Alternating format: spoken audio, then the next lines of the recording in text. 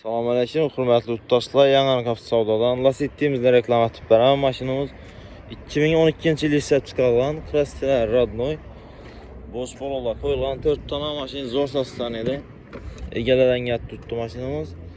Salonlar ham chotki döşalgan, sidnalari chexollangan. Akkuratli qimmat chexollar bilan video registratorli stop ketilgan. Monitorlar qo'yilgan, rullar qo'yilgan mashinamizga. Maşinamiz 165 ming yurgan ekan. Metan gazlari ham o'zlari bor. Tayyor mashinamiz, bosh baloni.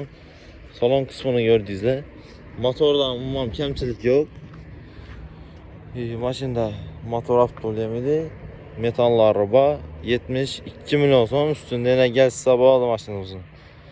Mashina yangi arkasida turibdi. Pastda nimadan aloqa chiqib.